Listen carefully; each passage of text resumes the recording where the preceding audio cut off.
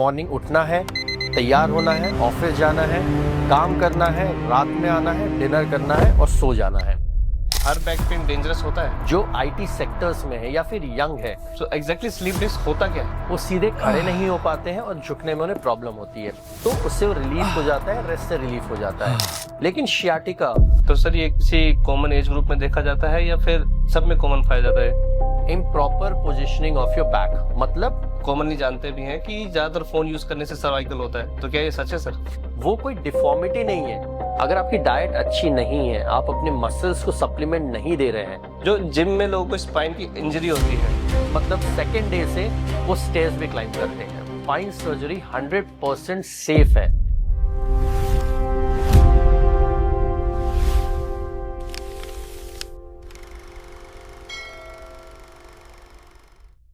Hello everyone, so welcome to One Tech by V Group Films. आज के जो हमारे स्पेशल गेस्ट है डॉक्टर राजेश मिश्रा, जो कि हैं ऑर्थो स्पाइन स्पेशलिस्ट। इनसे हम जानेंगे कैसे हम अपने डे टू डे लाइफ में किन किन गलतियों को सुधार के अपने स्पाइन की हेल्थ को और अच्छी कर सकते हैं, और क्या क्या स्टेप्स हैं जो हमें मैंडेटरी अपने लाइफ में, जैसे कि हम जो डे टू डे लाइफ में हम चीजें करते हैं, जैसे हम सिटिंग जॉब करते हैं या फिर कोई और जॉब करते हैं, तो उसमें कैसे हम अपने आप को फिट और हेल्दी रख सकते हैं। अपनी स्पाइन की केयर करना ये हमारी खुद की रिस्पॉन्सिबिलिटी है।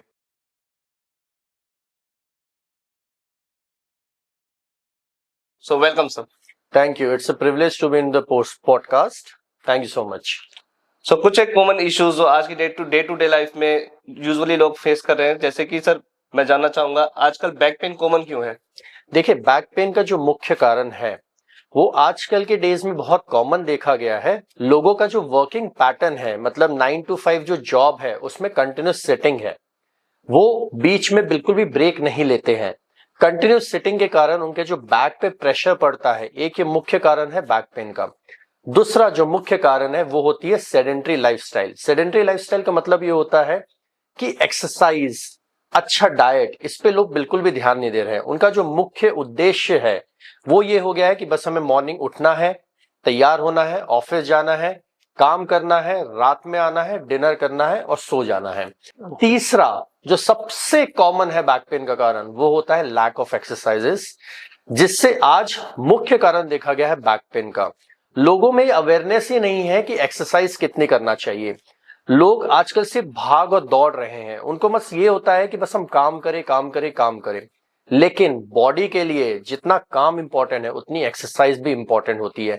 एक्सरसाइज से जब आप अपने मसल्स पे और बोन पे वर्क करते हैं, उससे आपका बैक पेन बिल्कुल ही नेग्लिजिबल होता है। चौथा जो सबसे मुख्य चीज है वो होता है एक हेल्दी डाइट, जिसे हम कहते हैं कि प्रोटीनिशियस डाइट। मतलब आपके डाइट में हर एक कंटेंट का, like minimum fat, minimum carbohydrate और एक्सेस प्रोटीन कंटेंट होना बहुत जरूरी है, जो आपके मसल्स को और बोन को हेल्दी रखते हैं और आपको बैक पेन से बचाते हैं। Thank you so much sir. और इसी के साथ मैं जानना चाहूंगा सर, जैसे कि हमारे व्यूअर्स भी जानना चाहते हैं, क्या हर बैक पेन डेंजरस होता है? देखिए, हर बैक पेन बिल्कुल भी डेंजरस नहीं होता है, लेकिन अगर हम बैक पेन को अर्ली डायग्नोस कर लें या फिर हम उसे पहचाने कि एग्जैक्टली कॉज क्या है, तो बैक पेन एक नॉर्मल डिजीज जैसा होता है, जिसे हम 1-2 दिन में रिलीफ पा सकते हैं। लेकिन अगर आपको बैक पेन 7 डेज से ज्यादा है, वो आपकी डेली रूटीन एक्टिविटी को हैम्पर कर रहा है और आपको अगर एक पेन किलर की रोज जरूरत पड़ रही है, तो हाँ, वो डेंजरस हो सकता है। Okay sir. एंड सर ये जानना चाहूंगा, लाइक स्लीप डिस्क है, सो एग्जैक्टली स्लीप डिस्क होता क्या है? देखिए, हमारी स्पाइन होती है, स्पाइन में वर्टिब्रा होती है जिसे हम बोन्स कहते हैं। उसके बीच में, दो वर्टिब्रा के बीच में एक कुशन होता है, कुशन को हम डिस्क कहते हैं। जनरली क्या होता है कि अगर आप अनइक्वल वेट उठाते हैं या फिर माइक्रो ट्रॉमा, लॉन्ग सिटिंग है, ठीक है, उससे क्या होता है, बैक पे प्रेशर होता है, तो आपकी जो मसल्स है वो बोन का लोड उठा नहीं पाती है। इसकी वजह से क्या होता है कि जो डिस्क है कई बार उसे स्लिप हो जाती है, या फिर हम जिसे डिस्क बल्ज भी कहते हैं। तो मेजॉरिटी केसेस में जिनमें बैक पेन है उसमें स्लिप डिस्क देखा गया है। ओके। एंड सर इसके अर्ली सिम्टम्स क्या होते हैं? देखिए, जनरली जो स्लिप डिस्क होता है उसकी आउटर लेयर को हम एनुलस कहते हैं।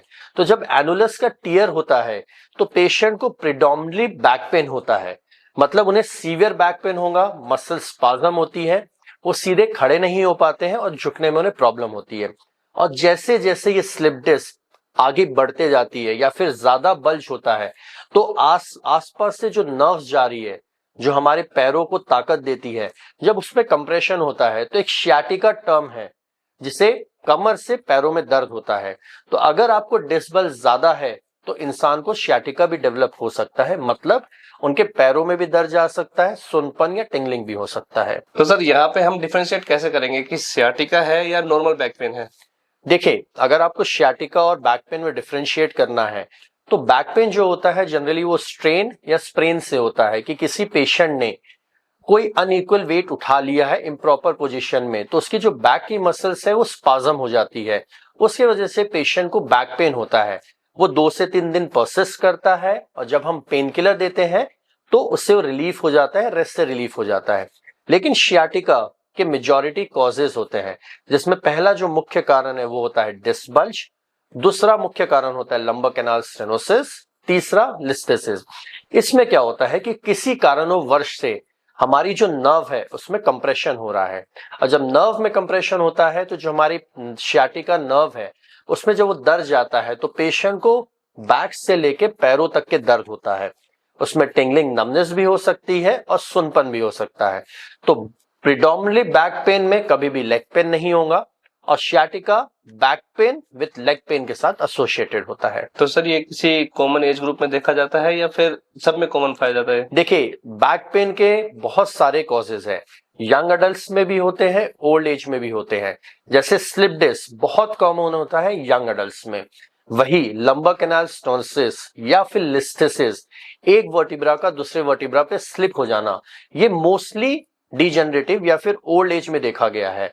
इसलिए हम शियाटिका को या फिर बैक पेन और पैरों के दर्द को यंग एज और ओल्ड एज में ऐसे कैटेगराइज नहीं कर सकते हैं। ये दोनों एज में आपको मिल सकता है according to the severity. Sir thank you so much sir. इसी के साथ सर, जैसे कि आज की डे टू डे लाइफ में आपको मालूम है सर्वाइकल पेन का बहुत ज्यादा आपने देखा होगा या आपके पास केसेस भी आते होंगे, तो ऐसी कौन सी रीजन है, लाइक मैंने सुना है या फिर हम कॉमनली जानते भी हैं कि ज्यादातर फोन यूज करने से सर्वाइकल होता है, तो क्या ये सच है सर? अब जैसे आज हम ओपीडी करते हैं तो मुख्य हमने देखा गया है कि 70% पेशेंट जो आईटी सेक्टर्स में है या फिर यंग है वो हमारे पास आते हैं और हमेशा बोलते हैं कि सर मुझे हमेशा नेक पेन होता है, वो शोल्डर तक के जाता है।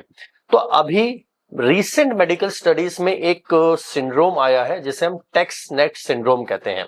इसका मतलब क्या होता है कि जब आप लंबे समय से अपना मोबाइल यूज करते हैं और आप जब अपने मोबाइल को एक पर्टिकुलर एंगल पे यूज करते हैं, अगर आप उसे 5 to 15 डिग्री पे यूज कर रहे हैं तो आपके जो नेक पे जो वेट है वो 5 kg बढ़ जाता है। वही अगर एंगल 25 to 40 डिग्री होता है तो आपके नेक पे जो प्रेशर है या वेट है वो 14 डिग्री तक के इंक्रीज हो जाता है।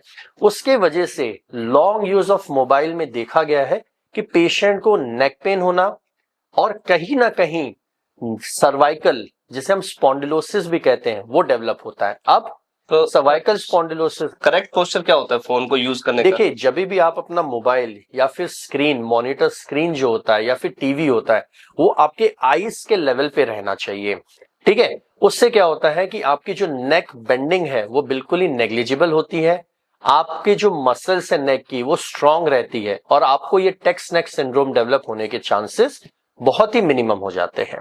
ओके सर, तो इसी के साथ साथ जैसे हमारा पोस्चर जो होता है, तो क्या हमारे पोस्चर पे भी इफेक्ट पड़ता है कुछ अगर हम फोन को कंटिन्यूअसली यूज करते हैं तो? बिल्कुल, देखिए कई बार अभी, हाँ ये आपने बहुत अच्छा क्वेश्चन पूछा। कई पेशेंट हमारे पास ओपीडी में आते हैं यंग वर्सेस मिड एज के, वो बोलते हैं कि सर हमें सर्वाइकल में एक हम्प डेवलप हो गया है। क्या ये डिजीज है? उन्हें लगता है कि हमारी जो सर्वाइकल स्पाइन है वो टेढ़ी होते जा रही है जितने भी, और जब हम एक्सरे करवाते हैं तो सर्वाइकल स्पाइन नॉर्मल रहती है, बस थोड़ा सा स्ट्रेटनिंग और सर्वाइकल स्पाइन होता है स्पाज्म की वजह से। लेकिन मेजॉरिटी केसेस में देखा गया है कि जब वो रेगुलर मोबाइल या मॉनिटर यूज करते हैं और जो इम्प्रॉपर पोजीशन होता है ऑफ नेक का, उसके वजह से नेक में हम्प डेवलप होता है। वो कोई डिफॉर्मिटी नहीं है, बस improper positioning of your neck के वजह से एक हम्प डेवलप हो गया है, जो आपको फ्यूचर में सर्वाइकल डिजीज की तरफ कॉमन ले जाने के लिए कारण बन सकता है। तो सर जो हमारा लेट्स सपोज अगर कंटिन्यूसली टाइम से पोस्चर खराब होता है तो उससे हमारे स्पाइन पे क्या इफेक्ट पड़ता है? देखिए, मुख्य कारण आजकल जो बैक पेन का देखा गया है यंग जनरेशन में या फिर आईटी सेक्टर में, वो होता है improper positioning of your back. मतलब आप लंबे समय से लाइक 5 to 6 आवर्स आप कंटिन्यूसली अपनी चेयर पे बैठे हुए हैं, उस पे आपका जो मॉनिटर है वो आपके आई साइड से लो है। तो जब आप लंबे समय के लिए बैठते हैं, अगर आप अपने स्पाइन को बीच में रेस्ट नहीं दे रहे हैं, तो वो एक माइक्रो ट्रॉमा का काम करता है। माइक्रो ट्रॉमा का मतलब ये नहीं होता है कि आपको कहीं इंजरी हो रही है, आप अपने मसल्स को स्ट्रेन में डाल रहे हैं। उससे क्या होता है कि मसल थकती है, उसे रेस्ट लगता है, और जब आप उसे रेगुलर स्ट्रेचिंग नहीं देते हैं तो वीकनेस होने के कारण वो आपके बैक को मतलब जब आपके बैक को स्टेबल नहीं रख पाती है, तो कई बार देखा गया है कि आपको बोनी रिलेटेड और डिस रिलेटेड प्रॉब्लम आसानी से डेवलप होता है। तो सर जो मेरे ऑफिस फ्रेंड्स हैं जो 10 to 9 या फिर 9 to 6 की जॉब करते हैं, तो वो इसको इससे कैसे प्रोटेक्ट कर सकते हैं अपने आप को? देखिए, सबसे पहली चीज होता है कि एक बहुत अच्छा कॉन्सेप्ट है कि आप अपने आप को अपने वर्क के अकॉर्डिंग एडजस्ट मत करिए, आप अपने वर्क को अपने अकॉर्डिंग एडजस्ट करिए। मतलब अगर आप लॉन्ग सिटिंग के जॉब पे हैं, तो सबसे पहले अपने सिटिंग को कंफर्टेबल बनाइए। मतलब आपके पोजीशन को या फिर आपका जो पोस्चर है उसे इरेक्ट रखिए। आपका जो मॉनिटर है वो आपके आई साइट के लेवल पे रहना चाहिए। दूसरा, आप जब भी चेयर पे बैठे, आप अपने एल्बो को रिलैक्स रखिए। आपका फुट जो है, जो आप टेबल पे बैठते हो, बहुत ज्यादा डाउन ना रहे या फिर बहुत ज्यादा अप ना रहे। ये चीजों पे ध्यान देना चाहिए। सेकेंड, आपको एवरी 45 मिनट्स या 1 आवर बाद आपको एक ब्रेक लेना चाहिए। ब्रेक क्यों? Just for stretching exercises. थोड़ा सा आप स्ट्रेच करिए, टेक अ 1 मिनट वॉक, फिर आप आके बैठिए और फिर आप अपने काम को स्टार्ट करिए। तो सर ये कैजुअल नहीं लगेगा ऑफिस में खुद को स्ट्रेच आउट करते हुए? देखिए, अगर आप एक्टिव हैं, अगर आप अपने हेल्थ को ध्यान दे रहे हैं, ठीक है, और उसके कारण आप ये भी देखिए कि अगर आप एक्टिव रहेंगे, आप हेल्दी रहेंगे, तो आप अपने वर्क को और प्रॉपर कर सकते हैं और आप अपनी जो कंपनी है या फिर आपका जो भी जॉब है, आप उसको एक ग्रेट हाइट पे लेके जा सकते हैं। लेकिन अगर आप खुद ही बैक पेन से परेशान रहेंगे, आप थोड़े बीमार रहेंगे, तो आप भी समझ सकते हैं कि आप उतने एक्टिवली अपने कंपनी को पार्टिसिपेट नहीं कर सकते हैं, उसकी ग्रोथ में हेल्प नहीं कर सकते हैं। अगर आप अपनी हेल्थ का ध्यान नहीं रखेंगे तो कंपनी तो वहीं रह जाएंगी, लेकिन हो सकता है कि आप हॉस्पिटलाइज हो जाओ। नहीं सर, बिल्कुल रखेंगे ध्यान, लाइक लोगों को रखना भी चाहिए इसके लिए। एंड इसी के साथ साथ मैं जानना चाहूंगा जो हमारा नेक्स्ट क्वेश्चन है, जो काफी लोगों ने पूछा भी है, जो जिम में लोगों को स्पाइन की इंजरी होती है, उसके बारे में आप क्या बताना चाहेंगे? देखिए, आजकल मेजॉरिटी जो बैक इंजरी देखी गई है वो जिम में देखी गई है। अब उसके मुख्य कारण क्या है? ये नहीं है कि आप अच्छे जिम में नहीं जा रहे हैं या फिर आपको प्रॉपर गाइडेंस नहीं मिल रहा है, लेकिन जो मुख्य कारण होता है, सबसे पहला जो मुख्य कारण होता है वो कि आप जब भी जिम में एंटर करते हैं तो आप प्री वर्कआउट नहीं करते, मतलब थोड़ा सा स्ट्रेचेस या फ्लेक्सिबिलिटी एक्सरसाइजेस नहीं करते हैं। दूसरा जो मुख्य कारण है वो होता है जब भी आप वेट उठाएं, ठीक है, तो आप अनइक्वल वेट ना उठाएं। मतलब अगर आप कोई भी शोल्डर एक्सरसाइज कर रहे हैं, बैक एक्सरसाइज, डेडलिफ्ट कर रहे हैं, तो आपके जो दोनों वेट रहना चाहिए वो इक्वल रहना चाहिए। तीसरा, प्रॉपर हाइड्रेशन। हाइड्रेशन बहुत इंपॉर्टेंट होता है आपकी मसल्स को रीजनरेट करने का और उसे एक्टिव रखने का। और चौथा जो मुख्य कारण देखा गया है, आपकी डाइट। अगर आपकी डाइट अच्छी नहीं है, आप अपने मसल्स को सप्लीमेंट नहीं दे रहे हैं, तो इंजुरी, वेयर एंड टेयर के चांसेस बढ़ जाते हैं। सर ये देखा गया है कि काफी लोग स्पाइन सर्जरी सुन के ही डर जाते हैं, काफी कॉमन है क्या? अगर कोई डॉक्टर आपको रेफर करता है कि आपको स्पाइन की इन सर्जरी करवानी है, तो उस केस में आप क्या बताना चाहेंगे? क्या लोगों को वो डरना नॉर्मल है या फिर इसके लिए लोगों को नहीं डरना चाहिए? आपने बहुत अच्छा सवाल पूछा। कई पेशेंट हमारे ओपीडी में आते हैं जो थोड़े से ओल्ड है, जो रूरल एरिया से आते हैं। जब भी हम उनके डिजीज के लिए स्पाइन की सर्जरी रिकमेंड करते हैं, तो पहली चीज वो ये बोलते हैं कि नहीं सर, हम नहीं करवाएंगे, क्योंकि हो सकता है हम इसके बाद चल भी ना पाए, बेड रिडन हो जाए। लेकिन मैं उन्हें बताना चाहता हूं कि 5 to 10 years में जो स्पाइन के या फिर ऑर्थोपेडिक सर्जरी में जो एडवांसमेंट हुआ है, उसके वजह से आज स्पाइन सर्जरी 100% सेफ है। जितने भी आप एडवांसमेंट देखेंगे, आज हम बिल्कुल ही मिनिमम इंसिजन से हम डिस्क को बाहर निकाल रहे हैं, मिनिमम इंसिजन से हम स्क्रू डाल रहे हैं। कई रोबोटिक टेक्नोलॉजी आ गई, ओआर्म टेक्नोलॉजी आ गई है, जिसके वजह से हम डिजीज को पहले ही सिटी इवैल्यूएशन कर लेते हैं, उनके कैनाल का डायमीटर देख लेते हैं, स्क्रू की लेंथ कितनी लगेंगी वो देख लेते हैं, और कितने लेवल तक के हमको फिक्स करना चाहिए या डिकम्प्रेशन करना चाहिए वो हम आसानी से जान सकते हैं।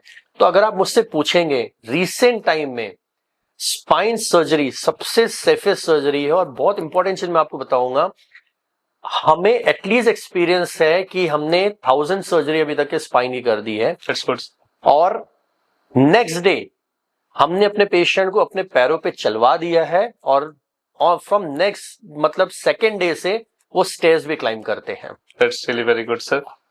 तो सर यहाँ पे लोग ये भी जानना चाहते हैं, काफी लोगों का कॉमन क्वेश्चन भी होता है कि क्या स्लिप डिस्क जो है वो सर्जरी से ठीक हो सकता है?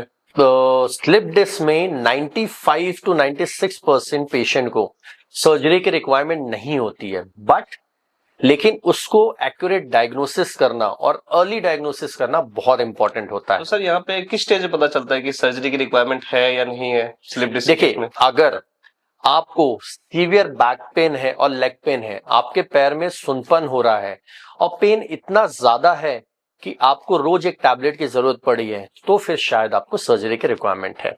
दूसरा जो मुख्य कारण होता है वो होता है अगर आपके पैरों में वीकनेस आ गई है, आपके बावल या ब्लैडर में यूरिन की प्रॉब्लम या फिर स्टूल पास करने में प्रॉब्लम हो रही है, उस कंडीशन में आपको सर्जरी की रिक्वायरमेंट होती है। ये दो मुख्य कारण देखे गए हैं जब पेशेंट को सर्जरी की रिक्वायरमेंट होती है, वरना 99% पेशेंट को हम विद सम मेडिकेशन, रेस्ट और उसके बाद एग्रेसिव फिजियोथेरेपी से हम ठीक कर देते हैं। Okay, that's good sir. And sir जो हमारे बेड मैट्रेसेस है, क्या उससे भी हमारे स्पाइन पे कोई इफेक्ट पड़ता है? बिल्कुल पड़ता है, क्योंकि कई पेशेंट के क्वेश्चंस होते हैं कि क्या हमें सॉफ्ट बेड रखना चाहिए, हार्ड बेड रखना चाहिए। अगर सॉफ्ट भी है तो आपको प्रॉब्लम हो सकती है, हार्ड बेड भी है तो आपको स्पाइन की प्रॉब्लम हो सकती है। तो generally as a spine surgeon मैं रिकमेंड करता हूं सॉफ्ट और हार्ड बेड का कॉम्बिनेशन आपको बेटर बैक पेन से बचा सकता है। तो अगर आपको मैट्रेसेस में ध्यान देना है तो आप ये देखिए कि वो बहुत ज्यादा हार्ड भी ना रहे, बहुत ज्यादा सॉफ्ट भी ना रहे, it should be semi hard, जो आपको बैक पेन से बचा सकता है। तो सर लोग तो पहले जमीन पे सो के भी ठीक रहते थे उसके बारे में कुछ कहना चाहेंगे आप? मैं उसमें ये चीज बताना चाहूंगा कि जैसे जैसे रिसेंट एडवांसमेंट आ रहा है, ठीक है, तो कई फॉर्म ऑफ चीजें चेंज हो रही है, जैसे सॉफ्ट बेड नए बन रहे हैं, कुछ लोग हार्ड मैट्रेसेस पे वर्क कर रहे हैं। लेकिन मैं ये बोलता हूं कि अगर पेशेंट को किसी भी चीज से, अगर वो चारपाई पे सोने से भी कंफर्टेबल है और उसे बैक पेन नहीं हो रहा है, तो मैं रिकमेंड करूंगा कि वो चारपाई पे सोए। जरूरी नहीं है कि आप बड़े बड़े ब्रांड के मैट्रेसेस लें। ओके सर, तो इसी के साथ सर कोई एक ऐसी हैबिट जिससे हम नहीं जानते हुए भी अपने स्पाइन को डैमेज कर दे रहे हैं? देखिए, अगर आजकल के वर्ल्ड में आप मुझसे पूछेंगे कि सबसे मुख्य कारण क्या है बैक पेन का, वो है सेडेंटरी लाइफस्टाइल। सेडेंटरी लाइफस्टाइल का मतलब ये है कि लोगों को बिल्कुल भी अवेयरनेस कम हो गई है कि हमें अच्छा डाइट लेना चाहिए, अच्छी एक्सरसाइज करना चाहिए और अपने शरीर को इंपॉर्टेंस देना चाहिए। मैंने बहुत अच्छा कहीं पर कहावत सुनी थी, ठीक है, कि अगर आप अपने कोई भी चीज की रिस्पेक्ट करते हो तो वो आपकी रिस्पेक्ट करता है। तो this applies same for your body also. अगर आप अपने बॉडी की रिस्पेक्ट करेंगे तो आपकी बॉडी आपकी रिस्पेक्ट करेंगी, वो आपको लॉन्ग रन चलने में, वर्क करने में और एक हेल्दी लाइफस्टाइल जीने में मदद करेंगी। Thank you so much sir इतनी ज्यादा इंसाइटफुल देने के लिए। So thank you so much sir इतनी ज्यादा इंसाइटफुल देने के लिए। और रियली इट्स वेरी इंपॉर्टेंट कि आज की डेट में जैसे कि लोगों का लाइफस्टाइल है, वर्क बिहेवियर है, और खासकर हमारे एडिटर्स का जो कि 8 से 9 घंटे तक बैठ के एडिटिंग करते हैं, तो उनके लिए भी ये स्टेप्स काफी हेल्पफुल होंगे। Thank you so much guys for watching this podcast. Reach out us on our comment section, and yes, if we get maximum number of comments, so we will be asking the same question with our expert in our next podcast. Thank you so much.